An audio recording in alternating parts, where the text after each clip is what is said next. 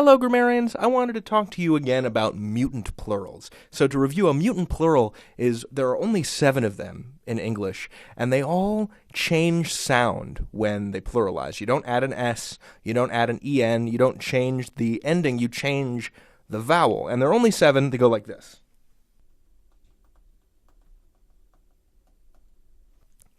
There's man, woman, tooth, foot, mouse, louse,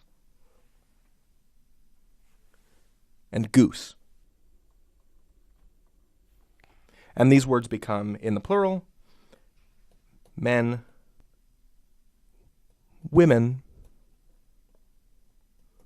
teeth,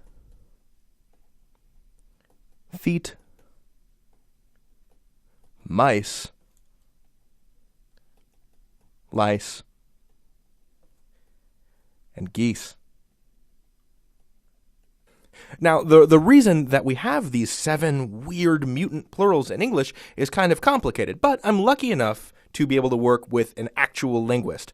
Hello, Jake. Hey, grammarians. Jake, is it true that you are a linguist? Yep, it's true. All right, so Jake, what is the deal with feet? Where do these mutant plurals come from? If we take the word foot and we drag it through history, how do we get to the plural as feet? What's the deal with that? So if you look at a lot of Germanic languages that are around today, you find similar words to the English word foot. In German, we have the word Fuß. In Dutch, we have the word Voet. And when you have a lot of different languages with slight variations of a word, it means there's some old word out there that all these words are coming from. So we can pretty much be sure that there's some Proto-Germanic word that sounds something like Foot.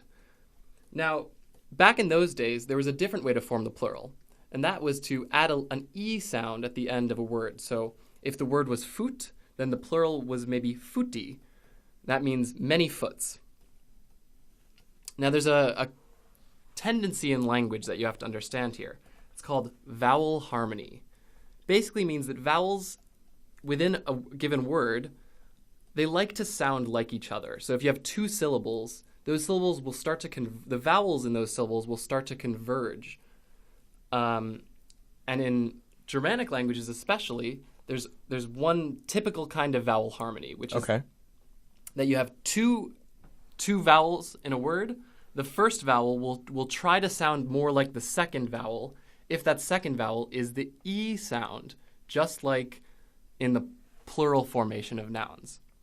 So you're saying that the suffix E at the end of this proposed word futi, the U sound tried to sound more like the E sound. This is just a pattern that we found in Germanic languages. Exactly. It's very prevalent in Germanic languages. Also exists in some Romance languages, some tiny Romance languages. So what happens when you combine the U sound with the E sound? What sound do you get? Well, strangely, you get the E sound. What is that?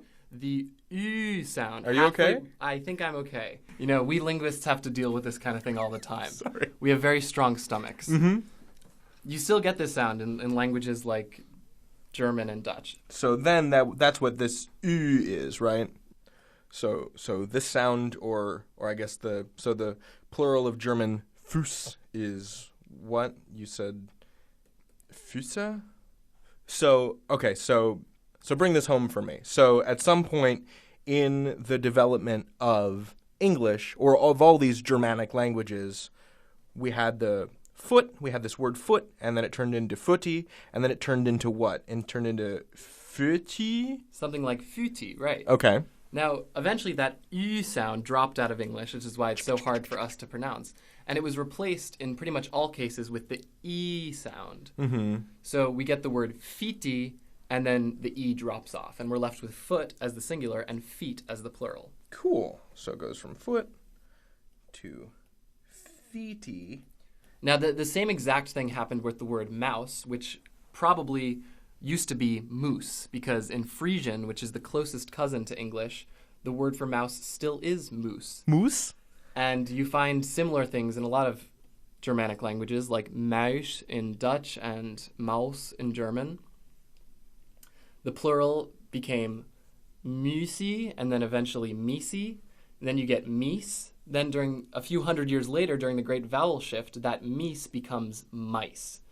A lot of E vowels in the Great Vowel Shift about 500 years ago became I vowels. So this is sort of the broad pattern these mutant words all take, is this umlaut mutation, right? Because this little, these double dots that go over it looks like a little smiley face, that go over a vowel change its color, right? That change its meaning. And that process is called either umlaut mutation or I mutation, not I like the sight organ, I like the letter in English. Cool.